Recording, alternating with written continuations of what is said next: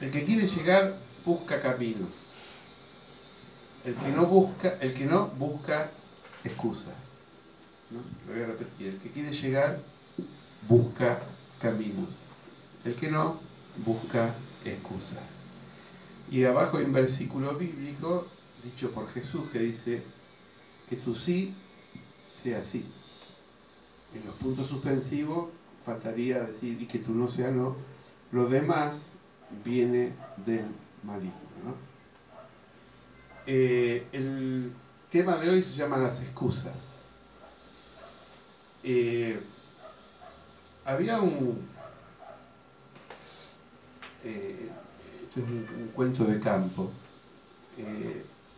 Falta Edith acá, pero ella tiene su familia en el campo.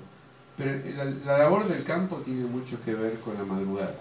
Todas las personas que han pasado, han vivido o han sabido del campo, a las 6 de la mañana se está tempranito ahí trabajando. Algunos ordeñando vaca, otros preparando la hacienda, o la cosecha, o la siembra, lo que sea. Y había un paisano que siempre ponía excusas, ¿no? Porque hay gente que es especial en eso. Y entonces vamos a ponerle Eustaquio, un nombre de campo, Eustaquio. Siempre a don Ramón, que el patrón, le llevaba tarde. Y un día se enteró por el capataz que Eustaquio había llegado, tenía que estar a las 6 y entró como a las 7:30, más o menos 8. Entonces lo encaró el patrón y le dice: mira, Eustaquio, vos sos buen trabajador, pero acá a las 6 todo el mundo se junta a la peonada para tomar unos mates y después empezar a trabajar. No puedo venir a las 7:30, 8. En el campo se madruga. Y Eustaquio le dice a don Ramón, le dice: bueno, usted sabe que yo no me impusieron, sino que yo elegí trabajar, porque yo necesito trabajar. Y no es mala voluntad, pero me duermo, dice. Me duermo. Entonces dice: pero usted no tiene despertador, dice. El patrón dice: no, dice, yo cuando canta el gallo me levanto, pero a veces el gallo se atrasa. Y entonces el patrón le dice: bueno, yo le voy a regalar un reloj que tengo, de esos a cuerda, que ya no existen, ¿no? Y mañana tempranito acá lo quiero a las 6. Y el hombre se fue con el reloj contento a su casa, y al otro día le pregunta al capataz: ¿y Eustaquio? Dice: mire, don Ramón, llegó 7:30 de vuelta. Entonces lo agarra el patrón, le dice: pero Eustaquio, dice, de vuelta, yo te di un reloj. No sé qué pasó, pero no me funciona, dice. Yo le di cuerda, y está ahí. Entonces lo mira el patrón y dice: bueno, por ahí es viejo, hace mucho que no lo usamos, los engranajes están oxidados. Anda al pueblo, habla con el relojero del pueblo, que te lo arregle, y después me contás. Bueno, fue al relojero del pueblo y el hombre, vieron, como los relojeros de antes, tenía ahí todo un paño verde, lo desarmó, ¿no? Y de pronto, cuando saca la tapa, cae una cucaracha muerta. Y entonces le dice Eustaquio, el relojero, dice: ¿cómo va a andar bien si tenía el maquinista muerto? Dice. Bueno, este cuento simboliza a las personas que siempre buscan una excusa para no cumplir con el deber. Y si yo digo, ¿cuántos de nosotros muchas veces pusimos excusa para zafar? Todos. Si no, seríamos mentirosos, ¿no? Porque el tiempo, porque la lluvia, porque el frío, porque el calor. No digo para la iglesia, pero a veces pasa con el trabajo, a veces... yo trabajé acá 15 años en el colegio a 4 cuadras y no podía decir, la verdad, que tan lejos que... pero bueno, no es mi hábito, porque si tengo una virtud es la puntualidad, y me conoce. Me gusta siempre llegar media hora antes al trabajo. Pero siempre uno busca una excusa, ¿no? Y las excusas muchas veces se vuelven hábitos, y los hábitos cuesta despegarlo. Yo quisiera primero leer lo que encontré en el diccionario, lo que es una excusa. Dice, el diccionario define una excusa como la razón o argumento con que se justifica un determinado comportamiento o fallo. Es decir, justificar es, en criollo, poner un verso en algo que tengo que justificar porque hice, ¿no? Es como que uno miente y se miente, más o menos así, y vuelta. Bueno, lo leí recién, pero lo voy a repetir. Mateo 5:37, por palabra del mismo Jesús, dice: pero vuestro hablar sea sí, sí, no, no, porque lo que es más de esto, de mal procede. En una versión más moderna dice lo que está de más viene del maligno. Hay personas que no son ni sí ni no, son ni. ¿Puedo contar con vos para tal cosa? Y voy a ver. y no saben que el que uno se niega a cosas, después el que pierde es uno. Porque yo supongo que, por ejemplo, en una empresa, si el que guía la empresa no puede contar con 100 empleados, bueno, es más fácil, lo echa. Pero a veces, en cosas de la vida, por ejemplo, relaciones interpersonales, en amistades, yo tenía un grupo allá en mi barrio que había uno que le decíamos el scout, porque siempre listo. Vos le decías, che, ¿dónde venía? Y siempre listo. Y hay gente que es así. Y había otro, que no lo voy a nombrar, pero que, no, igual usted no lo conoce, así que no hay problema. Que siempre, ¡ay! Justo ese día vino mi abuela. Al otro día, che, vamos a organizarnos para hacer un trabajo, porque nos gustaba mucho hacer trabajo en conjunto. Vos sabés que no pude venir porque no sé qué me pasó, pero no pude venir. No sabía ni qué excusa poner, ¿no? Y entonces la tercera vez nos reunimos en grupo y dijimos, mira, a fulano no le digamos más nada, total, nunca lo vi, ¿no? ¿Y qué hicimos? Como grupo lo descartamos de los compromisos. Lo queríamos, muchas veces lo saludábamos para su cumpleaños, pero es como que no lo podíamos incluir porque no estaba en ningún lado. ¿Sí? ¿Me van siguiendo? Y estas personas generalmente después terminan autoexpulsados en la vida, porque no están dispuestos a nada. Vamos a ver ahora cómo combatir ese hábito. Las excusas son como microbios, dice, y virus. ¿Saben lo que es un microbio y un virus? ¿No? Son cosas que no se ven, pero que están y se alojan. Se alojan en la mente humana y en la voluntad del corazón, en las personas. Estos microbios se comen instante a instante la fuerza y la motivación. Es decir, la gente pierde la motivación. No tiene, ¿no? Es como que hay que empujarlo como una carretilla para que haga cosas, ¿no? A veces pasa con nuestros hijos, a veces pasa con nuestros seres queridos, pero es como que, ¿vieron que uno a veces termina haciendo un trabajo de 2 o de 3? Y a veces lo hace porque el otro no lo hace. Y esto produce una sobrecarga. Por ejemplo, una familia, lo ideal en una familia sería que cada uno tenga una responsabilidad. Pero si la mamá asume todo el trabajo, termina después, ¿no? Es decir, en toda convivencia hay que repartir las responsabilidades. O debería ser. ¿Sí? ¿Están pensando? ¿Quién de la casa no hace nada? Bueno, siempre hay uno, ¿no? La fuerza y la motivación, y cuando la fuerza interior disminuye porque no hay suficiente motivación. La falta de motivación es algo que yo la veo en los jóvenes y en los no tan jóvenes, hoy en día. Es decir, no hay nada que los motive.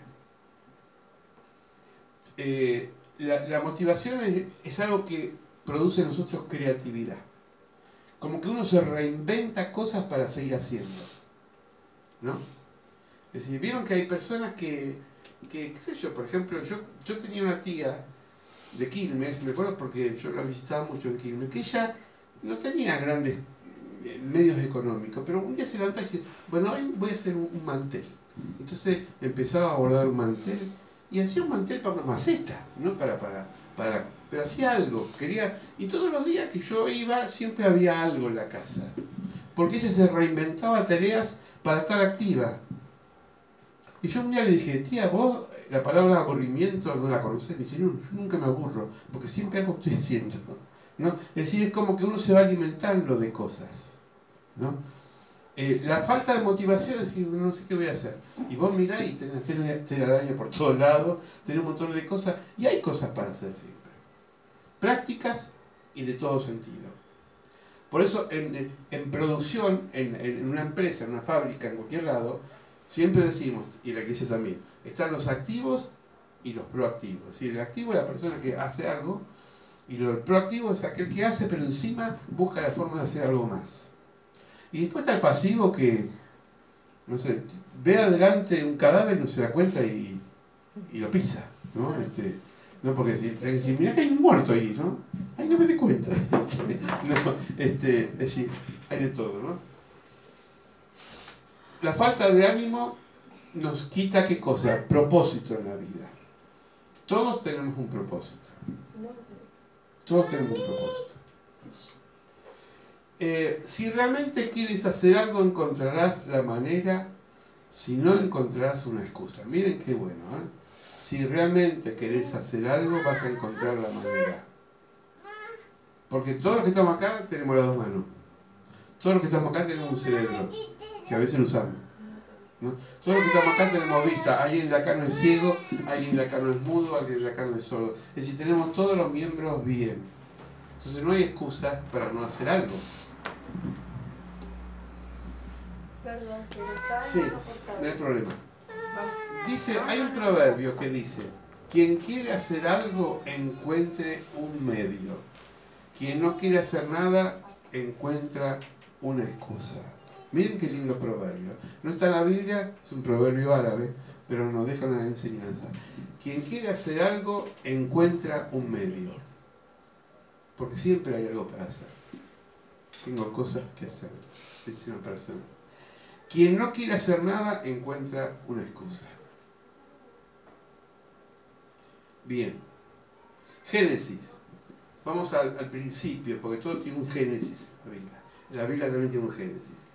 Génesis 3:12 dice, el hombre respondió, la mujer que me diste por compañera me dio el árbol y yo comí. ¿Se acuerdan la anécdota, ¿no? La historia. Dios le dijo a Adán y a Eva, coman de todo menos de ese árbol. El hombre, cuando come y cae en pecado, le dice a Dios, la culpa la tuvo mi esposa. Eso es tirar la pelota para afuera, ¿no? La culpa la tiene el sistema, la culpa la tiene el gobierno, la culpa la tiene el patrón, la culpa... Siempre el otro tiene la culpa. Hay personas que dicen, me echaron de trabajo, ¿por qué? Porque el patrón es imbancable. Nunca va a decir, porque yo soy un incompetente. Uno no se hace una autocrítica. Siempre tírame la pelota para afuera. ¿Sí? Me voy de la iglesia porque no le gusta la cara del pastor. Nadie va a decir, me voy de la iglesia porque no soy constante. Nunca va a decir uno, me voy de la iglesia porque yo fallo. Sino porque siempre hay que echar la culpa a alguien. Porque hay cierto hermano o hermana que no la pasó. ¿Se dan cuenta? Es decir, siempre justificarnos es algo natural, pero eso no hay excusa. Porque uno tiene que verse también uno adentro. Voy a leer el pasaje entero en Reina Valera, dice, entonces Jehová dijo a la mujer, ¿qué es lo que has hecho? Dijo la mujer, la serpiente me engañó. La serpiente, y comí. Y Jehová Dios le dijo a la serpiente, por cuanto esto hiciste, maldita serás entre todas las bestias, entre todos los animales del campo, sobre todo pecho andarás, y polvo comerás todos los días de tu vida. La serpiente no habla. Entonces se comió el garrón, ¿no? Y pagó el peor precio. Porque es así, es como una escala. Yo le echo la culpa al de al lado y el último, ¿no? Es decir, siempre hay alguien... En una casa, por ejemplo, le echamos a veces la culpa al perro. Como el perro no va a explicar. La culpa la tuvo el perro, que sució. La culpa la tuvo el perro, que se le escapó un gas. No, siempre la culpa la tiene el que es más indefenso. ¿Se da cuenta cómo nosotros caemos en una trampa? Y Dios en esta noche nos tiene que ayudar a salir de esa trampa. Porque la excusa es una trampa. Lucas. Jesús les contestó. Cierto hombre preparó un banquete. Invitó a muchas personas. Y a la hora del banquete mandó a su siervo a decirles a los invitados, vengan, porque ya está todo listo. Pero todos, sin excepción, comenzaron a disculparse. El primero le dijo, acabo de comprar un terreno y tengo que ir a verlo. Te ruego que me disculpes. El otro dijo, acabo de comprar 5 yuntas de bueyes y voy a probarlas. Te ruego que me disculpes. Y el otro alegó, acabo de casarme y por eso no puedo ir. Esta palabra continúa diciendo que cuando Jesús invitó a los invitados, o el dueño de la boda invitó a los comensales, dice que de bronca salió por el camino a buscar a todo el resto. ¿Qué quiere decir esta enseñanza? Que muchas veces Dios nos llama a cosas y siempre ponemos pretexto. No tengo tiempo, estoy ocupado, la vida es corta, 24 horas del día no me alcanza. Entonces ese horario para Dios a veces no se lo dedicamos. Y es importante, hermanos, dedicarle un tiempo a Dios, a estar con Él, a conversar con Él, a obedecerlo a Él. Entonces, la excusa también puede ser a nivel espiritual. Tenemos que aprender a ser fieles a ese llamado que Dios puso en nuestras vidas. Amén. Amén. Jesús dice en el Apocalipsis, he aquí que yo estoy a la puerta y llamo.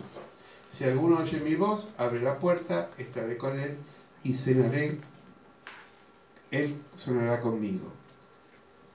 La invitación no merece excusa, porque cuando Jesús llama, invita, convida, entonces la excusa no la pone Dios, sino que la pone uno. ¿Conocen el cuento de la vaca?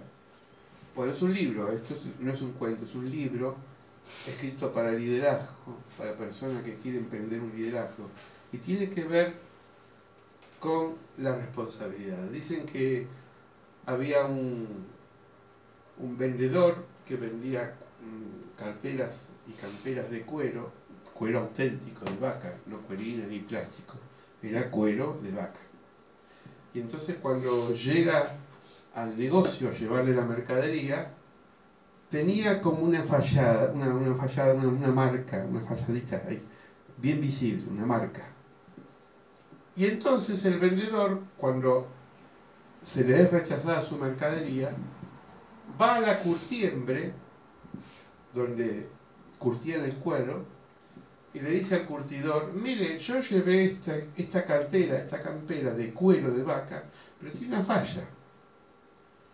Entonces el dueño de la curtiembre dijo, seguramente la culpa la tiene el curtidor, que no trabajó bien con este cuero. Lo dejó procesar, no se secó, no tuvo ese procesamiento que necesita el cuero. Entonces lo encaró al curtidor. Dice, seguramente el curtidor dijo que cuando el matarife le dio un golpe a la vaca, en vez de dar un golpe en la cabeza, le dio en el cuero y lo rayó. Fue el matarife y dice, usted tiene la culpa porque seguro que le pifió en la cabeza, le dio al cuerpo y rayó el cuero. Y el matarife dice, yo no la maté porque hay una máquina que la mata.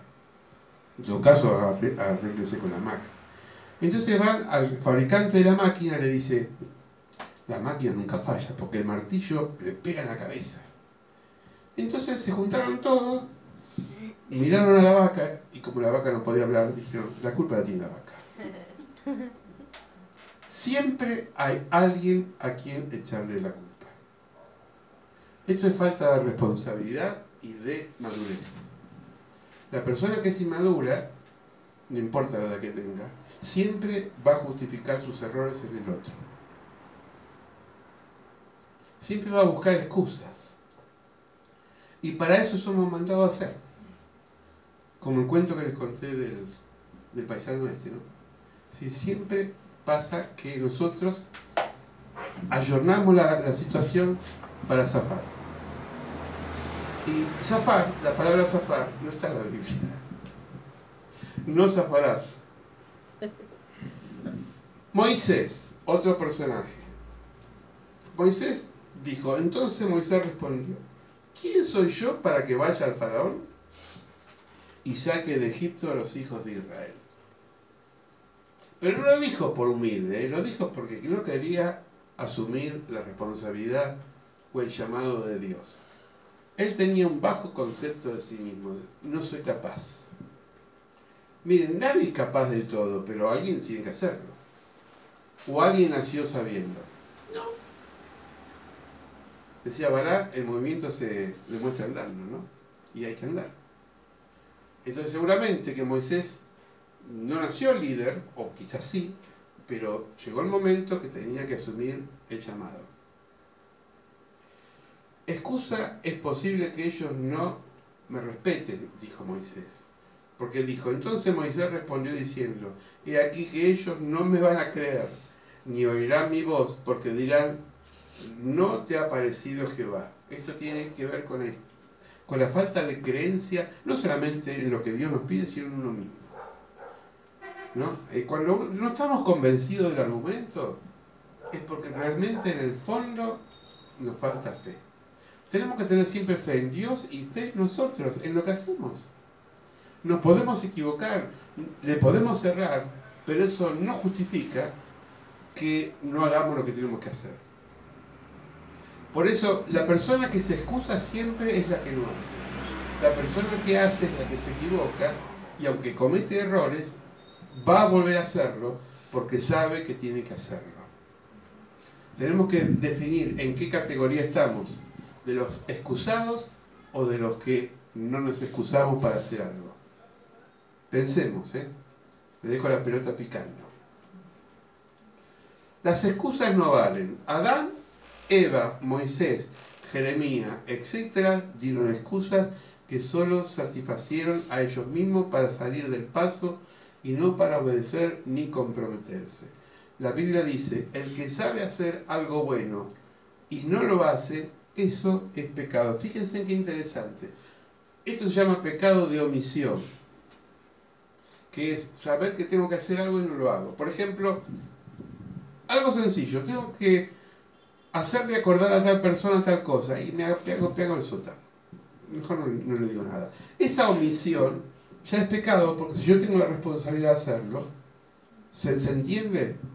Cuando trabajamos en un medio donde hay gente, siempre hay responsabilidades. El hacer la vista gorda, el obviar la responsabilidad, es pecado.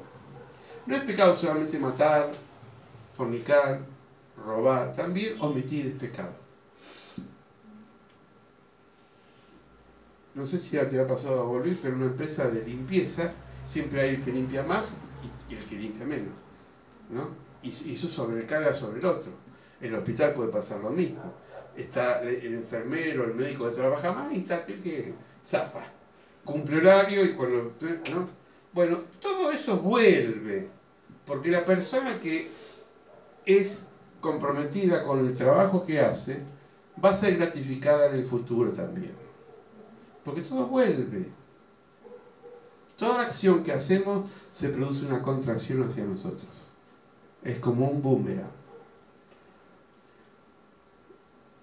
Juan dice, el cual no es otra cosa que desobediencia a Dios. Es decir, no hacer lo que tenemos que hacer, en definitiva, es desobedecer a Dios.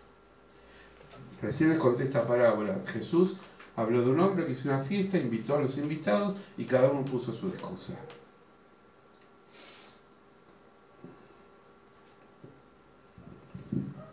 Porque lo que Dios se conoce, esto lo dice Pablo en Romanos, les es manifiesto, pues Dios se lo manifestó, de modo que no tienen excusas.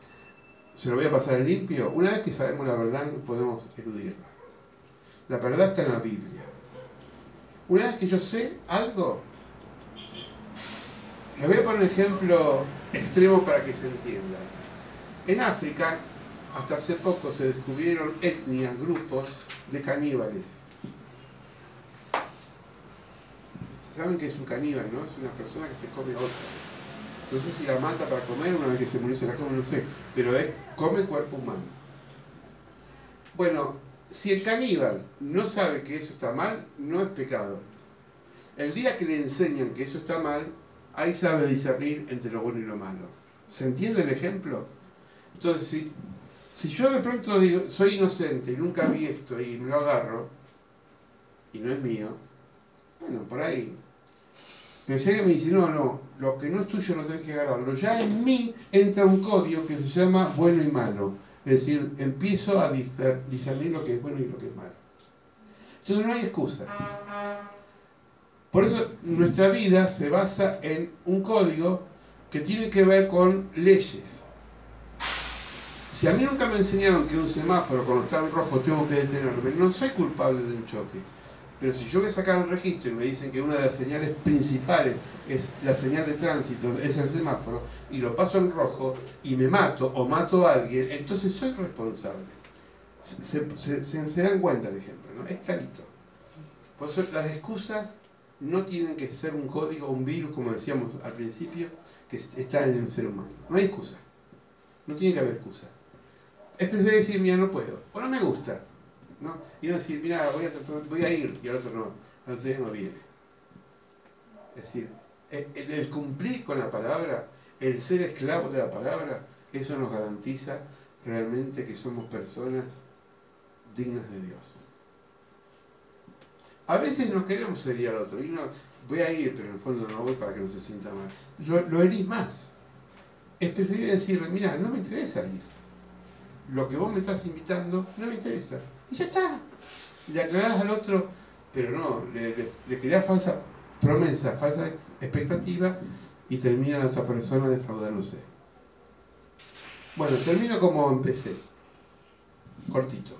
El que quiere llegar busca el camino, el que no busca excusas.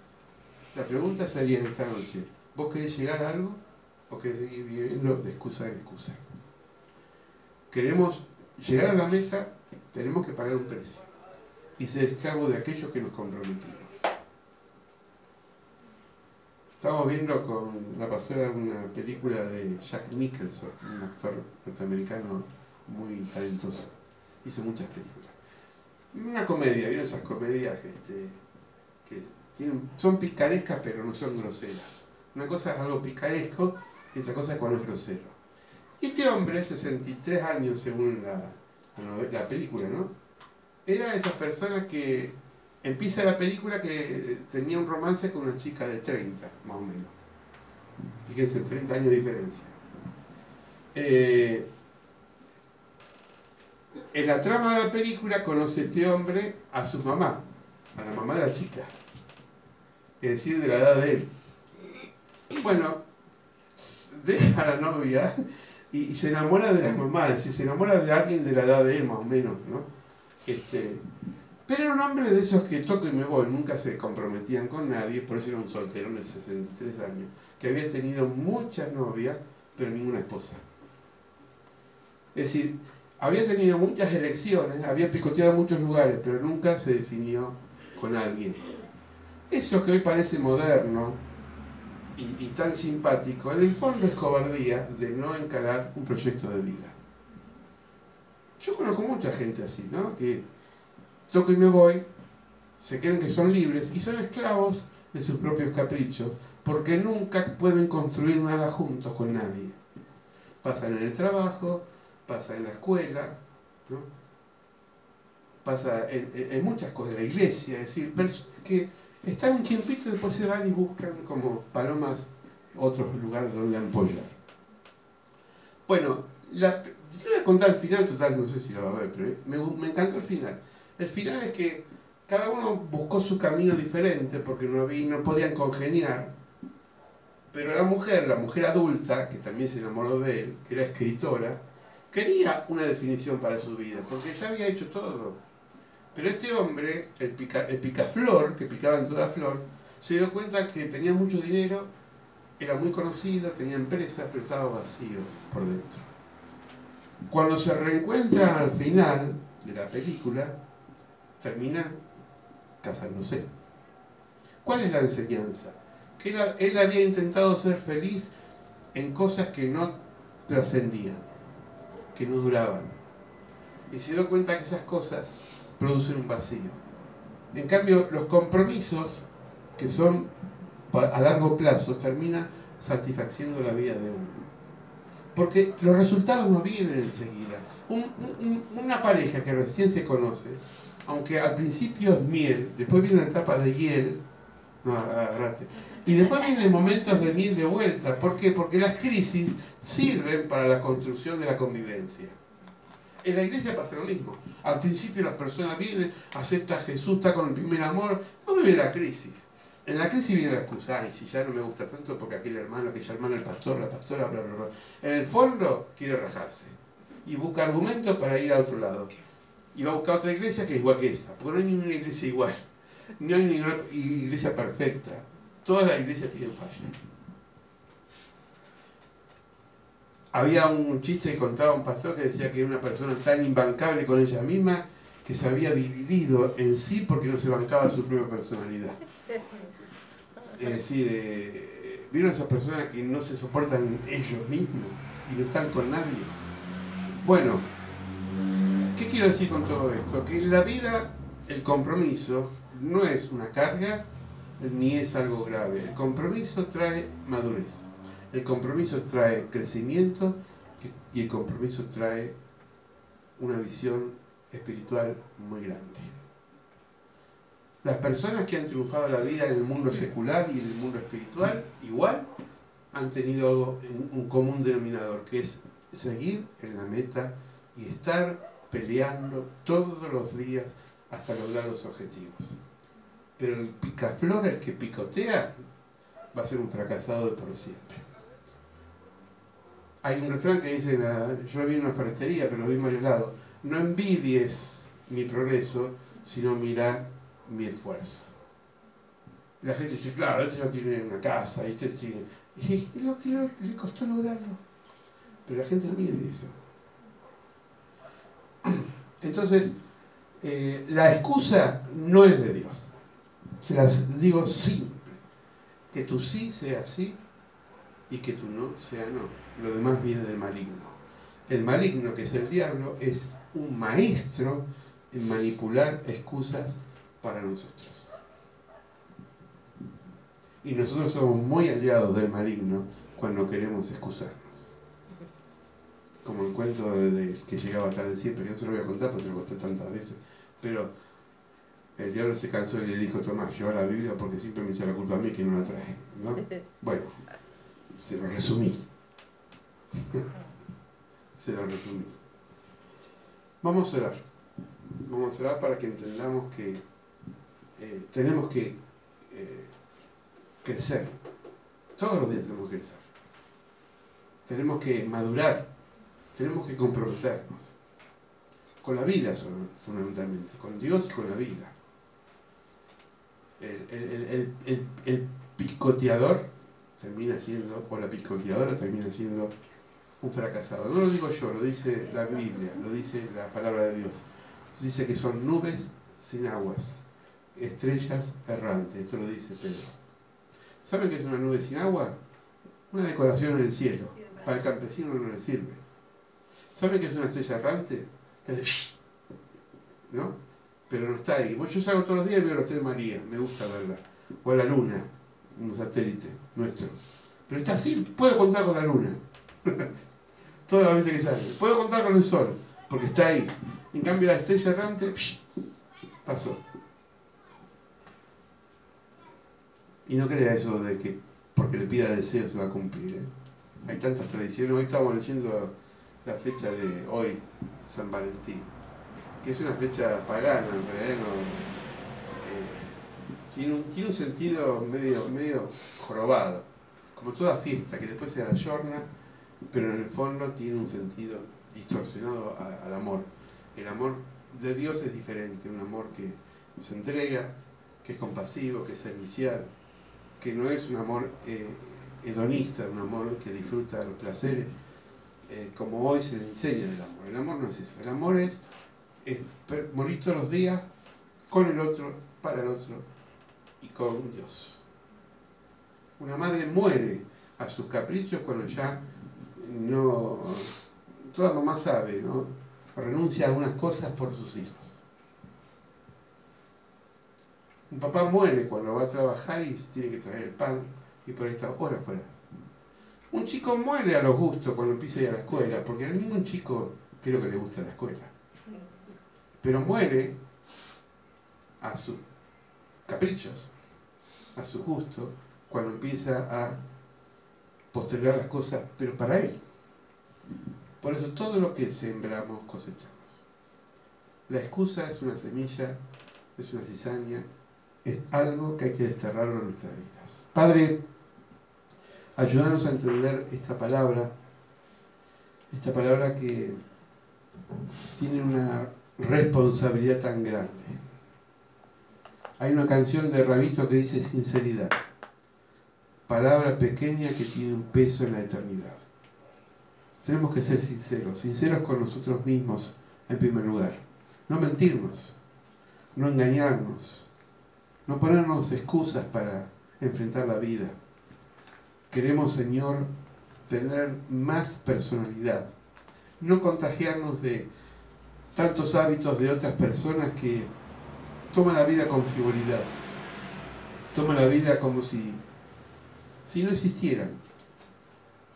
Pero nosotros somos perlas preciosas que tú nos trajiste a este mundo con un propósito.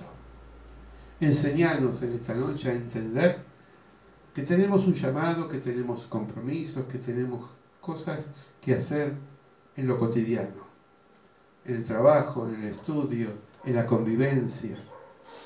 Señor, que no pongamos excusas para cada cosa, que empecemos, Señor, a enfrentar la responsabilidad que hemos asumido. Cueste lo que cueste, así como tú no te excusaste, como tú no te quedaste en el cielo con el Padre, sino que descendiste a la tierra. Y no diste excusas, sino que te entregaste hasta la médula, dando la vida por nosotros. Señor, el miedo, la cobardía, forja excusas. La falta de responsabilidad crea excusas. Pero nosotros, Señor, queremos crear responsabilidades. Que tu Santo Espíritu sople sobre la iglesia con un sí, con un amén, en todo lo que emprendamos de ahora en más, con más fuerza. En el nombre de Cristo Jesús, te lo pedimos. Amén. Amén. Y amén.